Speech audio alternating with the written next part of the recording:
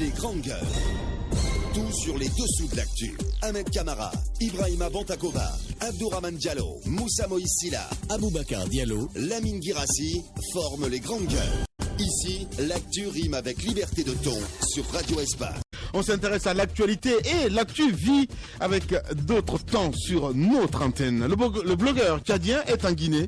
Après la Tunisie, le Sénégal a expulsé Makaïla Ngbegla vers Conakry. Ici, la société civile entend le soutenir jusqu'à ce qu'il retrouve une vie normale. Pourquoi Makaïla a été expulsé? C'est la question que nous nous posons ce matin sur les GG. On va s'intéresser dans un instant. Il est blogueur, il faut le rappeler, tchadien. On s'intéresse à ce monsieur, ce blogueur Ahmed Kamara, dont j'ai du mal à dire le nom. Effectivement, Makaïla Ngbegla. Alors, ce qui reste clair, c'est que comme on l'a dit, il était donc en Tunisie, après il s'est retrouvé au Sénégal et il a été expulsé. Alors, selon la version des autorités sénégalaises, c'est qu'il vivait de façon irrégulière sur le territoire sénégalais, raison pour laquelle il a été donc expulsé. Mais selon lui, c'est pour des raisons politiques qu'il a été expulsé. Et on a vu des ONG de défense des droits de l'homme, la FIDH et pas mal d'organisations au niveau donc du Sénégal ont décidé de saisir le président. Mais pourquoi il dérange autant? Parce qu'il fait des articles, il dénonce beaucoup le pouvoir d'Indiamena. Okay. Alors, donc, selon même des informations, on aurait même envoyé des mercenaires derrière lui. Mais ce qui reste clair, c'est que, comme je vous l'ai dit, il a été expulsé donc du Sénégal, mais ces ONG ont décidé d'envoyer une lettre au président sénégalais Macky Sall pour le retour de Makaïla au Sénégal, mais également au président du Parlement. Voilà, il est en direct sur la GG. Les grandes gueules. Monsieur Makaïla, bonjour. Bonjour monsieur. Voilà, bienvenue dans les GG. Dites-nous, vous êtes en Guinée aujourd'hui. Est-ce que vous êtes rassuré par rapport à ce soutien annoncé par la société civile guinéenne? Merci beaucoup à l'Espace et à votre radio, à toute votre équipe. Effectivement, je suis arrivé en Guinée le mardi, dans la nuit du mardi au mercredi. Et effectivement, dans la détresse, parce que j'étais expulsé du Sénégal, comme vous l'avez suivi à travers la presse, aussi bien nationale et internationale, sur mes aventures au Sénégal. Et c'est dans l'avion où j'ai rencontré une dame qui s'appelait Madame Touré Namba, à qui je dois être redevable pour l'accueil qu'elle m'a accordé, et puis en me logeant chez elle, dans sa maison, dans son appartement. Donc, sincèrement, dans un premier temps, j'étais rassuré par rapport à elle dans l'avion et à Conakry pour son hospitalité et l'hospitalité du peuple guinéen. Vous savez, être rassuré, je ne pourrais pas dire trop rassuré, mais quand même j'ai été rassuré quelque part. Oui. Makaïla, alors replantez-nous un peu le décor.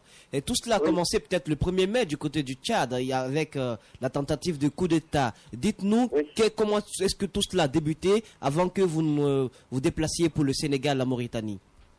Voilà, écoutez, en fait, le coup d'État s'était produit au Tchad le 1er mai, comme vous l'avez appris à travers la presse.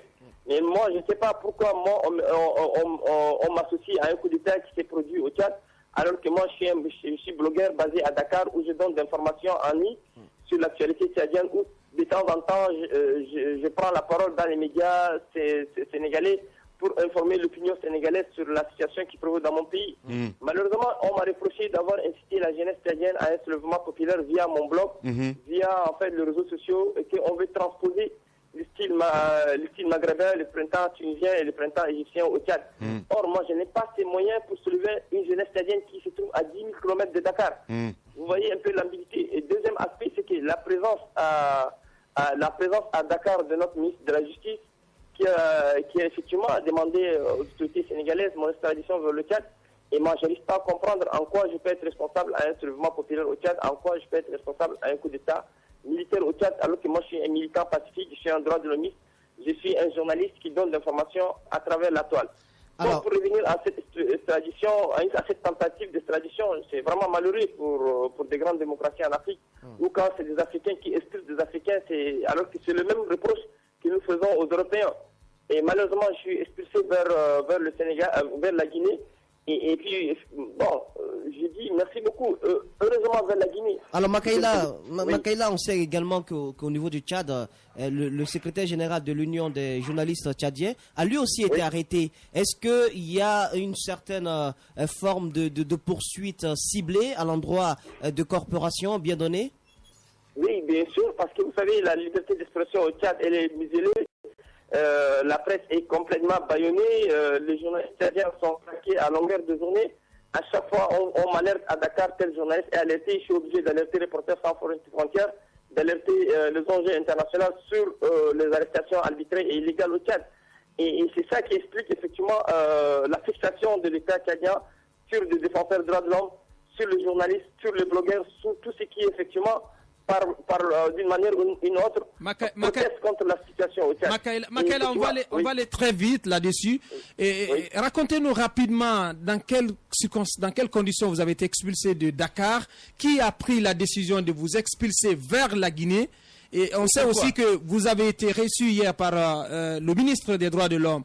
Quelle assurance vous a-t-il donné et qu'a-t-il promis de vous faire? Gassama. Écoutez, on me reprochait dans la direction de la direction de surveillance territoriale, on me reprochait de citation à l'instruction populaire au Tchad. Mais et puis ils ont failli m'extrader vers le Tchad.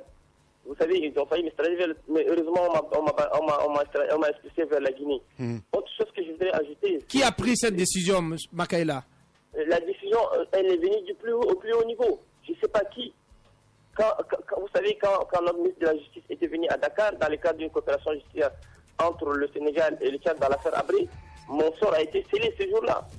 Voilà. Alors Makaïla, est-ce qu'aujourd'hui vous avez peur parce qu'on vous a vu revenir sur le poids qu'occupe le Tchad aujourd'hui sur le continent africain, notamment suite à son intervention au Mali. Est-ce que vous avez peur aujourd'hui d'être extradé du côté du Tchad?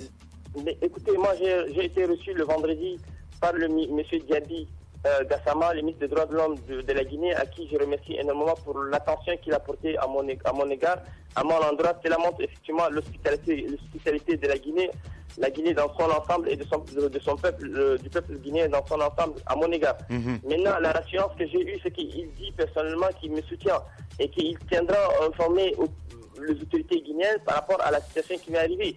Donc c'est déjà une rassurance. Mais le contenu, vous l'avez évoqué tout à l'heure, le contenu de l'ingérence du Tchad dans la sous-région, dans le conflit au Mali, il y a de quoi être inquiet là où il y a de quoi être inquiet, quoi. Donc je lance un appel quand même à la solidarité de tous les Guinéens, à la solidarité internationale pour que les gens essayent de me sécuriser. Parce qu'aujourd'hui, ma vie est vraiment en danger quand on est persécuté dans un pays étranger. Il y a de quoi être alarmé, quoi. Voilà, merci beaucoup. Voilà. Mais au passage, je remercie tous ceux qui m'ont vraiment soutenu. Voilà, en tout cas, bon courage, mon cher ami. On reste avec vous, il n'y a pas de souci. Hein. Prochainement, pourquoi pas vous inviter même dans l'émission d'Aboubacar Diallo. On a terminé les GG, on a encore 30 secondes. La question, est-ce que Makaïla va rester en Guinée ou quelle sera sa prochaine destination? Justement, quels sont ses projets? Et ça, c'était la question que j'avais envie de lui poser. Voilà. Il y a la société civile qui se met donc dans la danse et qui décide à accompagner Makaïla en Guinée. Voilà. Je pense que la question, comme il l'a dit, c'est très important aujourd'hui, le poids qu'occupe le Tchad. Vous avez vu le Tchad qui a pesé dans la balance dans son expulsion depuis donc le Sénégal. Donc il est important de voir cet aspect également. Il est important que les autorités de Djamena se remettent un peu en cause. C'est pas parce que on a envoyé beaucoup plus de soldats du côté du Mali qu'on va se permettre de faire n'importe quoi dans son propre pays. Amnesty International a d'ailleurs attiré l'attention de la communauté internationale sur les différentes exactions qui sont en train d'être commises dans ce pays. Voilà, je veux juste placer ça parce qu'on parle de blogueurs. Il y a le blogueur guinéen qui a été sacré meilleur blog donc francophone. Ça veut dire que tout simplement lui, il a décidé donc d'exclure tout ce qui est politique dans son blog. C'est pourquoi aujourd'hui, en tout cas pour le moment, il est indemne dans sa situation. Mais ce qui est sûr, il y a une question qui se pose. Pourquoi aussi Makaïla uniquement pour la Guinée? Il a été donc expulsé vers la Guinée. Pourquoi? Voilà, tant de questions. Peut-être restez jeudi prochain. Aboubacar Diallo vous donne rendez-vous sur Radio Espace à partir de 19h avec cette émission que nous appelons Mediasphère. Les grandes gueules. Tout sur les dessous de l'actu. Ahmed Kamara, Ibrahima Bantakova, Abdourahmane Diallo, Moussa Moïse Silla, Aboubacar Diallo, Lamine Guirassi forment les grandes gueules.